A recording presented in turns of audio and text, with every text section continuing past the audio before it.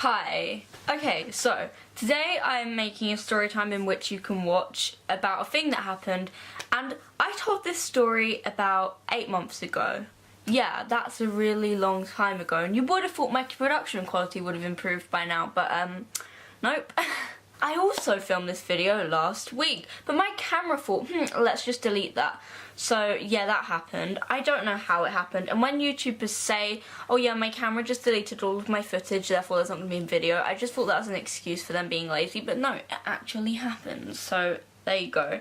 Disclaimer number 2, my hair's up because I haven't washed it or straightened it or done anything to it, and I know I have pointed ears. Yes, I get it, you don't need to comment.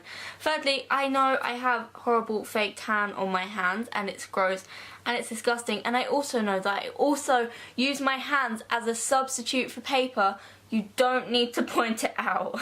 Camera deleted a bunch of footage. If I just randomly switch locations halfway through this video, that's why. Sorry it's a mess. Subscribe for 10 years, good luck. Anyway, this is a great story. However, I told it horribly and I left out so many really important details. Because, I didn't really know how to tell a story back then. I mean, I still don't know how to form a sentence, but anyway. And I left out a bunch of incidents that happened which are really cool, etc, etc, etc, yeah. And then, if you've already seen that video and you're thinking, I don't need to see this, you do. You can skip to the end or something where I talk about some incidences that occurred after this that I didn't include because I don't know the future. This incident was the epitome of traumatic. So I went skiing in Austria last February because, well, skiing is fun. Despite the cold, the expenses, and the literal threat of death. It's a great time. So when I went skiing, I decided to join this thing called ski school, which is essentially a bunch of old people, a bunch of kids, and an instructor who teaches you how to be a better skier and not die, even though it didn't actually really work. Yeah. So I wasn't with any family or anything. It was literally just me and a bunch of random strangers. Great idea. No, it wasn't, since I don't even know how to use an oven and I'm scared of the dark. Great example of a responsible human. Days 1, 2, 4 were fine. However, the day where the incident occurred, I noticed something was very wrong and I didn't do anything about it. I was skiing relatively fast, just going down an easy slope, when all of a sudden I fell. It wasn't a big fall, I just stood up, brushed myself off, you know. However, I noticed that my skis didn't detach from my boots. And if you've skied and you fall, you know your skis detach from your boots so your legs don't break in half. And you know, because me, I just thought, let's continue being dangerous, because I was over cocky and overconfident in my abilities at that moment in time, which honestly makes a first. But then later that day I had a second fall. Again, not that serious, bruise on my vagina from when my inhaler was in my pocket and crushed it, but apart from that it was fine. Brushed myself off, stood up. However, the skis didn't come off yet again, and yet again I thought, it's fine. Look what you did to yourself, Kiera, you dumb bitch. So later that day, I went on my first black run. And black runs are pretty much the hardest, most likely to die, everyone decapitates himself here kind of run. You know, everything that appeals to humans. So I went down it and it went successfully. However, I thought, let's do this a second time. Let's just push my luck. And guess what? I succeeded once again. You thought I was going to fall, didn't you? Wink. Not yet, bitch. I'm sorry. So this black slope led on to a blue slope, and so it went from really difficult to really easy, and once I got onto the easy one I was let's go as fast as possible, and all of a sudden someone came in front of me. I went over the back of their skis and I fell. And you may be thinking, hey Kiera, third time's lucky, right? No. This again wasn't a big fall, I didn't fall far, but I rolled with the impact of the fall. And again my skis was hey Kiera, I'm just not going to detach and save your life.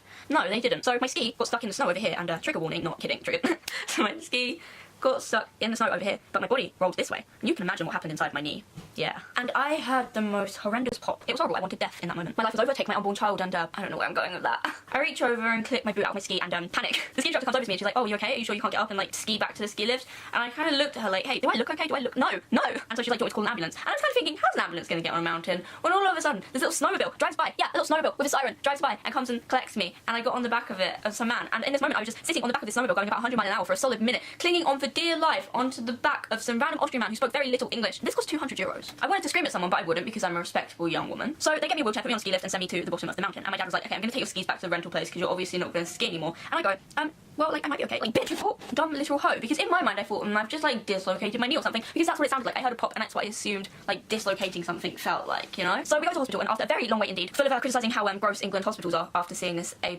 Austrian service, I get called in for my x-ray. Now, bear in mind, ski clothes are relatively thick. I get called in for my x-ray. And bear in mind, ski clothes are relatively relatively thick, so you can't exactly x-ray through them. And so this woman wheels me into the x-ray room and she looks at me and she goes, take off trouser. And I kind of think, it takes me a minute to like register what she's saying because they have really thick Austrian accents and I'm talking in German Austrian, I don't know, educated. And by the time it registered in my mind what she said, she'd already left the room to go and do a doctor-y thing, I guess. So I think, well, my leg's like a little bit like, you know, disgusting right now. How does she want me to take this off? Because I don't know, usually when you're having an x-ray, you're having an x-ray for a reason.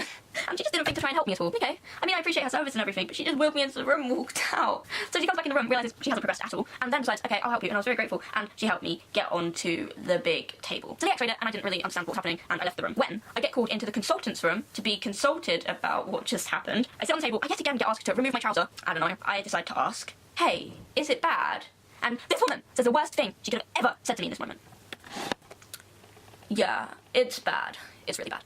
What kind of healthcare is this? This is an abomination. And I was a child. How do you think my overreacting, hypochondriac, severe, crippling anxiety brain was going to take this? Not very well. So I nearly lost my composure, but I didn't quite. When all of a sudden they started talking about like really invasive, scary, like surgery stuff, and I was kind of like, oh, please not, no, child, please. When they just say, okay, well, you're going home in like 2 days, so we're going to put a big cast on you, and then you're going to leave and go home.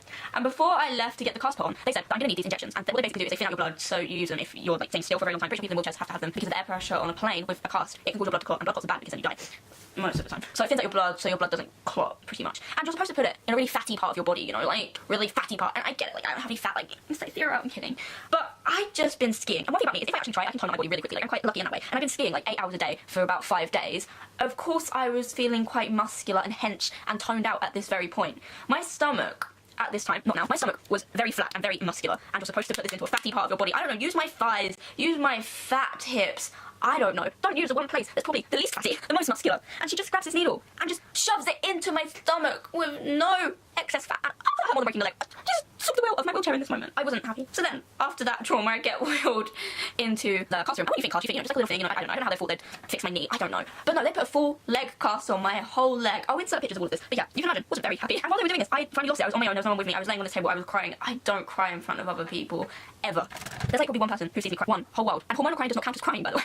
Meanwhile, these 2 Austrian men were just standing over me, wrapping things around my leg, laughing at each other. Meanwhile, I'm laying underneath them crying. That sounds disturbing. Not like that. They were just like joking with each other. Like, I don't know. So they put me in a wheelchair. They make me leave. It was traumatic, and no one even attempted to try and make me feel better. And also what was also very off-putting is going into the classroom, there was a woman there laying on a bed just screaming, and I thought, oh Lord. So I spent a day in Austria, you know, feeling sorry for myself, rotting my own dirt, holding in my feces, not having the ability to stand. And then the next day I went home on a plane with a very rough landing, which hurt a lot. Yeah, I don't want to talk about it. 6 months later, this is going to cut into a new clip, which wasn't deleted. Future Kiera says goodbye. Having a broken leg wasn't fun. It still actually isn't fun. It's a year later, I'm still kind of struggling a little bit. Do you want to see how much I can bend my leg? Shall I show you? At some point, I can only bend my leg. Okay, wait. That much. That much. That's crazy. But now I can get it all the way to here. Are you proud? You should be proud. It's still like a bit swollen, but I'll get over it, you know. I ended up missing about 5 or 6 months of school. Yes, horrific, but honestly I managed to catch up with it all, which I don't know how I even did that. I had some really important exams I had to do during the 5 months of school that I missed. So near to the end of where like we left school for summer, I had to come back for a few days to do some exams. Now, I was walking around school on my crutches, kind of having some more mobility back than I did, but I still couldn't completely walk for like 5 months. Like, I wasn't even putting any weight on it at all for 5 months. And I was just walking around school, and there was this like little hill by my school. I was with some friends. All of a sudden, once again, Kiera got overconfident and thought that it would be fun to start running on crutches with one. I fell, didn't I? I bloody fell. I don't even know, like, how I...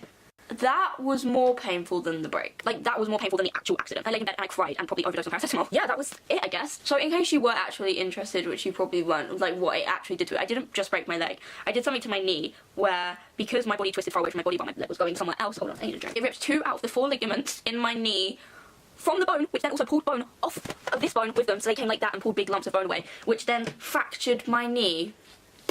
I'll insert some pictures. If I can find some, I probably won't.